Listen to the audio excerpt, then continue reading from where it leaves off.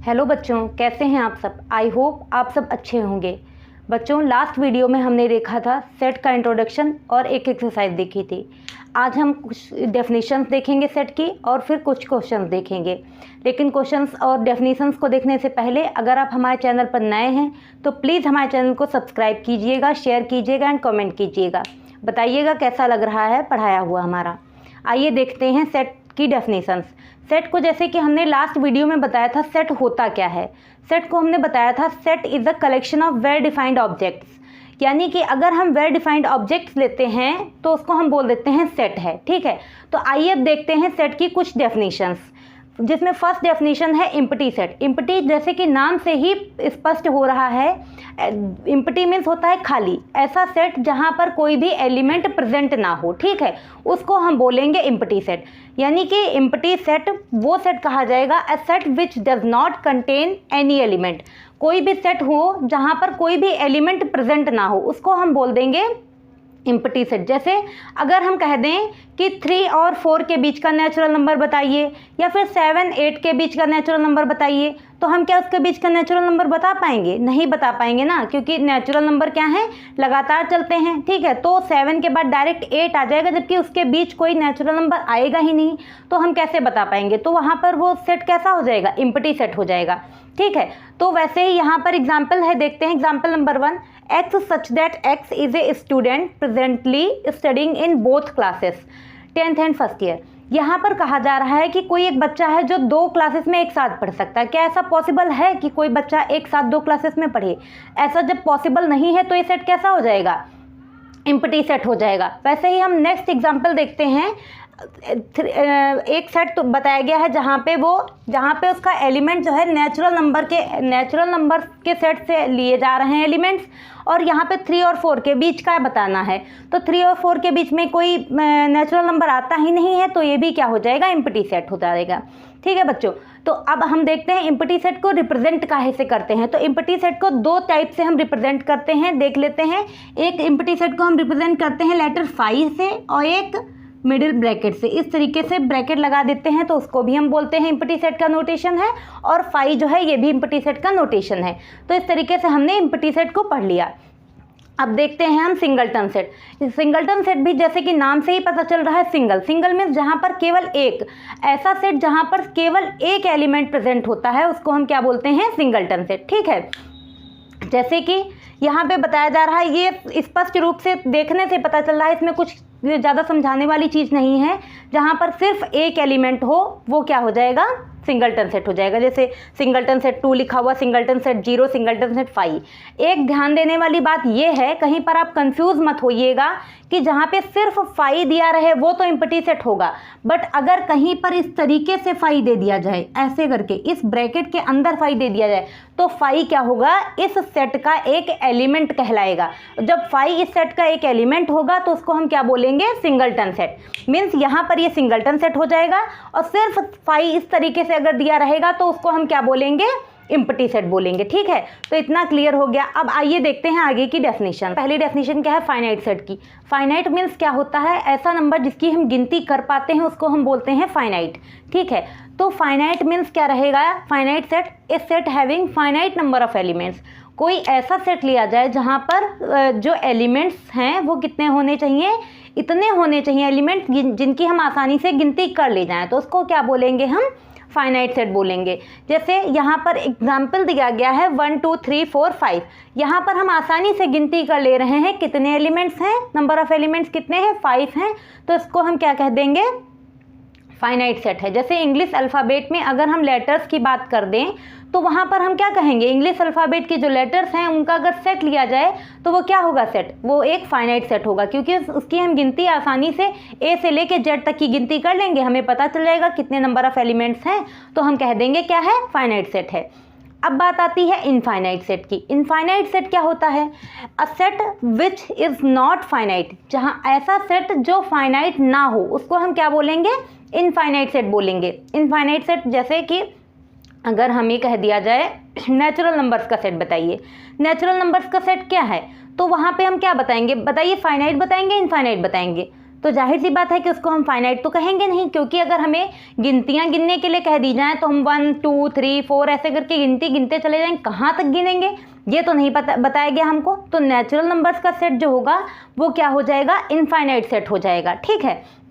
लेकिन अगर हमसे कह दिया जाए नेचुरल नंबर्स अप टू 100, अगर हमसे नेचुरल नंबर 100 तक के बोले जाएंगे तो वो क्या हो जाएंगे, फाइनाइट सेट हो जाएगा, ठीक है।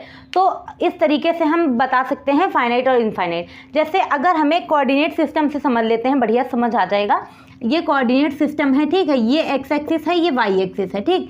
एक्स के पैरेलल अगर हमें लाइंस खींचने को बोली जाए तो एक्स के पैरेलल अगर हम लाइन खींच रहे हैं, देखिए 1 2 3 4 ऐसे करके हम बहुत सारी लाइन खींच सकते हैं, क्योंकि कोई गिनती नहीं, हम खींचते चले जाएं, ठीक है। तो इसको हम क्या बोलेंगे, इनफाइनाइट सेट हो जाएगा। ऐसे कोई लाइन दे रखी है, ये लाइन है, मान लिया लाइन पर अगर हमें पॉइंट्स गिनने हैं तो लाइन पर कितने पॉइंट्स होंगे, इनफाइनाइट नंबर ऑफ पॉइंट्स होंगे, तो इनकी हम गिनती नहीं कर पाएंगे, इसलिए हम क्या कहेंगे, ये इनफाइनाइट सेट है, ठीक है। कोई अगर प्लेन है दिया हुआ, कोई प्लेन है इस तरीके से, उस पर हमें पॉइंट्स गिनने हैं, तो हम क्या उस पर पॉइंट्स की गिनती कर पाएंगे, नहीं कर पाएंगे। तो अगर हम उस पर पॉइंट्स की गिनती नहीं कर पा रहे हैं तो क्या हो जाएगा, वो इनफाइनाइट सेट हो जाएगा। जैसे set of points line a plane is an infinite set, ठीक है। तो इस तरीके से आपको अच्छे से समझ आ गया होगा फाइनाइट और इनफाइनाइट सेट। अब देखते हैं हम कार्डिनल नंबर क्या होता है, ठीक है। कोई भी अगर वो फाइनाइट सेट है उसका कार्डिनल नंबर क्या होगा, तो कार्डिनल नंबर वो नंबर होता है जितने किसी भी फाइनाइट सेट में जितने एलिमेंट्स प्रेजेंट होते हैं उनकी अगर हम गिनती करें तो जो नंबर आता है वही नंबर क्या कहलाता है, कार्डिनल नंबर कहलाता है, ठीक है। तो हम देख रहे हैं क्या है, जैसे यहाँ पे हमें एक सेट दिया है और इसको हम रिप्रेजेंट कैसे करते हैं, जैसे सेट ए है तो उसका कार्डिनल नंबर क्या हो जाएगा, NA, इस टाइप से हम उसको रिप्रेजेंट कर देंगे, ठीक। तो अगर हमारा A = 1 2 3 4 5 इस तरीके से एक सेट दिया है तो इसका कार्डिनल नंबर कितना हो जाएगा, 5 हो जाएगा। बच्चों आइए स्टार्ट करते हैं हम इक्विवेलेंट सेट। इसके आगे की डेफिनेशंस अभी हमने बताई हैं आपको, अब देखते हैं इक्विवेलेंट सेट क्या होता है, ठीक है। तो इक्विवेलेंट सेट क्या होता है, दो ऐसे सेट्स लें हम जिनमें क्या हो, कार्डिनल नंबर इक्वल हो, उसको हम बोलते हैं इक्विवेलेंट सेट, ठीक है। जैसे हमने देखा है यहाँ पर दो सेट हैं हमारे, एक सेट दिया है 4 5 6, इसमें कार्डिनल नंबर क्या है, इसकी वैल्यू कार्डिनल नंबर की 1 2 3, गिनने पे हमें नंबर 3 मिल रहा है, यानी इसका कार्डिनल नंबर कितना हो जाएगा, 3 है। एंड यहाँ पर हम देख रहे हैं सेट बी में 7 8 9, यहाँ पर कार्डिनल नंबर की वैल्यू कितनी आ रही, 3 ही आ रही, ठीक है। तो जब दोनों सेट्स में हमारा कार्डिनल नंबर इक्वल आ रहा है तो हम क्या कहेंगे, दोनों सेट कैसे हैं, इक्विवेलेंट सेट हैं, ठीक है। तो अब देखते हैं हम इक्वल सेट क्या होता है। तो 2 सेट्स आर इक्वल, 2 सेट्स हमारे इक्वल कब कहे जाएंगे, if each element of set A is equal to element of B.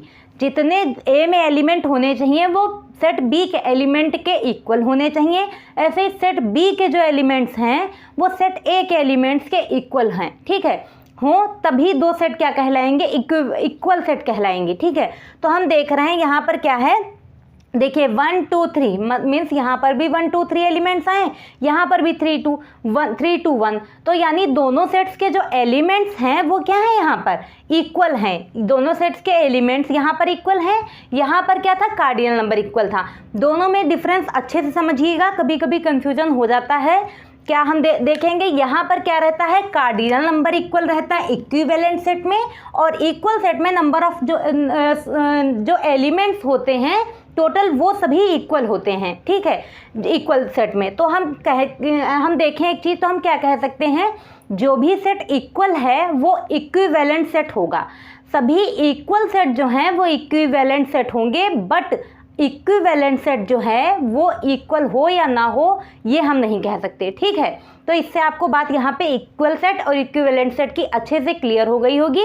अब हम देखते हैं कुछ इसके एग्जांपल्स वगैरह, वो देख लेंगे, फिर एक्सरसाइज देखेंगे नेक्स्ट वीडियो में, ठीक है। तो आइए देखते हैं कुछ एग्जाम्पल्स। नंबर 7 में क्या कह रहा है, find the pair of equal sets if any give reason. ये जो सेट्स दिए गए हैं इनमें हमें देखना है कौन से सेट्स इक्वल हो रहे हैं, ठीक है। तो आइए देखते हैं। पहली चीज़ ए जो दिया है वो क्या है, सिंगलटन सेट पहले से ही सिंगलटन सेट 0 दिया है, तो इसमें हमें कुछ करना ही नहीं है, ये डायरेक्ट हमारा है, ठीक। फिर सेट बी हम देख रहे हैं, यहाँ पर हमें क्या कह रहा है, x की वैल्यू ग्रेटर देन 15 होनी चाहिए एंड x की वैल्यू लेस देन 5। तो जब हमें दो कंडीशंस दे दी गई तो इसमें सेट की एग्जैक्ट वैल्यू क्या आएगी, हम क्या पता कर पा रहे हैं, नहीं पता कर पा रहे हैं ना। 5 से छोटी हमारी दूसरे नंबर्स आएंगे, 15 से बड़े उनमें कोई भी नंबर हमारा कॉमन मिलेगा ही नहीं। तो जब कॉमन नंबर नहीं मिलेगा तो वहाँ पे सेट ऑफ एलिमेंट्स क्या हो जाएंगे, 5 हो जाएंगे, मीन्स कुछ भी नहीं, मीन्स एम्प्टी सेट हो जाएगा। यानी बी की वैल्यू क्या हो जाएगी, सेट बी की वैल्यू हो जाएगी 5, ठीक।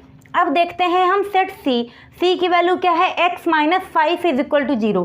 जब हम देखेंगे x minus 5 is equal to 0 means x is equal to क्या हो जाएगा, यहाँ से 5, x की वैल्यू क्या हो जाएगी 5। तो जब x की वैल्यू 5 हो गई तो यहाँ पे क्या लिखेंगे हम, c इक्वल्स टू क्या हो जाएगा, सिंगलटन सेट 5, इसकी वैल्यू तो सिंगलटन सेट 5 हो गई जाके, ठीक।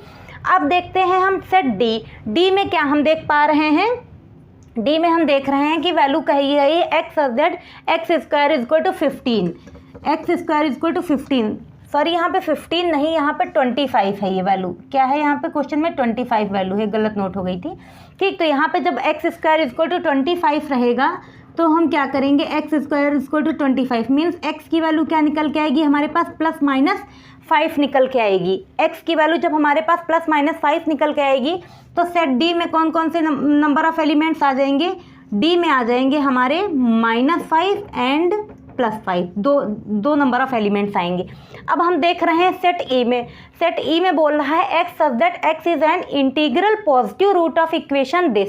इस इक्वेशन का हमें पहले रूट निकालना होगा, फिर हम देखेंगे कौन सी पॉजिटिव वैल्यू आ रही है, वही वैल्यू हम लेंगे। तो पहले इसको जरा हम सॉल्व कर लेते हैं। यहाँ पे देखिए सॉल्व कर रहे हैं, क्या हो जाएगा, x square minus 2x minus 15 is equal to 0, ठीक। ये वैल्यू हो रही है जाके। अब इसको हम सॉल्व करते हैं। 15 कैसे फैक्टर बनाइए कि 2i माइनस करने पे, तो 5 3 जा 15 मीन्स यहाँ पे हो जाएगा एक्स स्क्वायर माइनस 5x और फिर क्या हो जाएगा प्लस का 3x minus 15 is equal to 0 means x common ले लेते हैं तो x माइनस 5 प्लस 3 कॉमन ले लेते हैं तो x minus 5 is equal to 0, x minus 5 और एक ब्रैकेट में हो जाएगा x plus 3 is equal to 0। तो देखिए बच्चों यहाँ से हमें क्या क्या वैल्यू मिल गई, एक x की वैल्यू मिली है हमें, प्लस का 5 एंड माइनस का 3, दो वैल्यूज़ हमें मिल गई यहाँ से। तो हम देख रहे हैं जब हमें दो वैल्यूज़ यहाँ से पता चल गई, हमें लेनी कौन सी वैल्यू है, पॉजिटिव वैल्यू हमें लेनी है, बाकी की वैल्यू हमें कंसीडर नहीं करनी है, यानी हम निगेटिव वाली वैल्यू नहीं लेंगे। तो यहाँ पे हमें ई की वैल्यू क्या मिल जाएगी, जो सेट ई है वो हमें मिल जाएगा, सेट ई जो है उसकी वैल्यू हमें सिंगलटन सेट 5 मिल जाएगी। तो अब बच्चों देखिए स्टार्टिंग से ए की वैल्यू सिंगलटन सेट 0, बी की वैल्यू 5 मीन्स एम्प्टी सेट, सी की वैल्यू सिंगलटन 5 एंड डी की वैल्यू -5,5।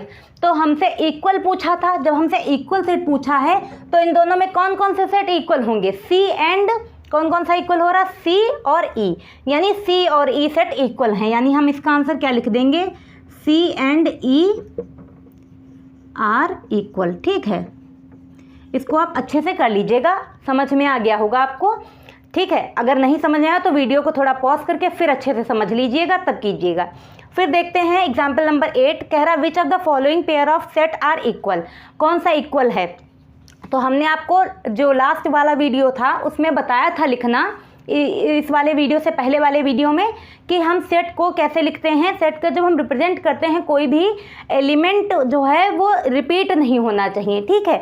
तो यहाँ पर हम देख रहे हैं, इसको जब हम लिखेंगे a इज इक्वल टू, तो क्या a की वैल्यू क्या आएगी, a इज इक्वल टू आएगा, एक तो a हो गया, ठीक, और दूसरा क्या आया, l आया। l डबल बार है तो डबल बार हम उसको 2 बार नहीं लिखेंगे, सिर्फ एक बार लिखेंगे, ठीक। फिर क्या हो जाएगा, o हो जाएगा, फिर y। तो मीन्स यहाँ से देखिए, यहाँ से हमें ये मिल गया सेट। अब हम सेट बी वाला लिखेंगे, तो जब हम बी वाला लिख रहे हैं तो देखिए बच्चों क्या मिल रहा है हमें, एल मिलेगा, ठीक, फिर क्या मिलेगा, ओ मिलेगा, y मिलेगा, फिर a मिलेगा। l फिर से रिपीट हो रहा है, उसको हम नहीं लेंगे। तो बच्चों देखिए, यहाँ से भी ALOY और यहाँ से भी LOYA, मीन्स दोनों सेट्स में क्या है, नंबर जो भी एलिमेंट्स हैं वो बिल्कुल सेम हैं। जब एलिमेंट्स बिल्कुल सेम होते हैं तो वो सेट कैसे होते हैं, इक्वल सेट। मीन्स ये इक्वल सेट हो जाएगा, मीन्स पहला वाला जो सेट है वो हमारा क्या हो जाएगा, इक्वल सेट हो जाएगा। अब हम सेकेंड वाला देखते हैं। सेकेंड वाले में हमें इंटीजर्स की वैल्यू लेनी है और जहाँ पे n square is less or equal to 4 है। जरा इसको लिख लेते हैं। सेट ए में कौन कौन से एलिमेंट आएंगे, सेट ए में जो एलिमेंट्स आएंगे वो आएंगे -2, -2,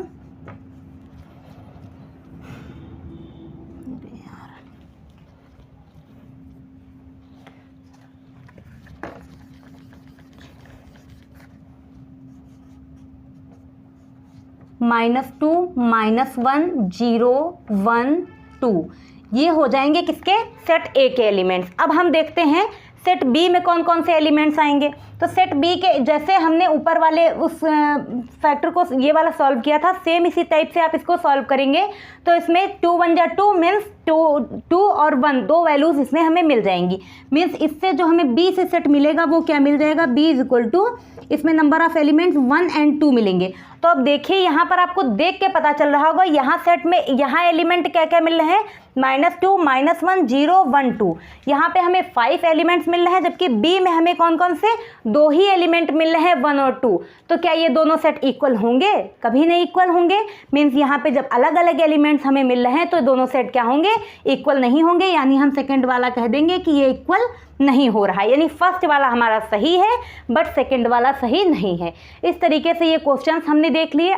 अब इसके आगे के जो एक्सरसाइज के क्वेश्चंस हैं 1.2 वो हम देखेंगे अपने नेक्स्ट वीडियो में। इतना आपको अच्छे से समझ आया हो तो प्लीज़ हमारे चैनल को लाइक शेयर एंड सब्सक्राइब कीजिएगा, अपने फ्रेंड्स के साथ में शेयर कीजिएगा। Thank you.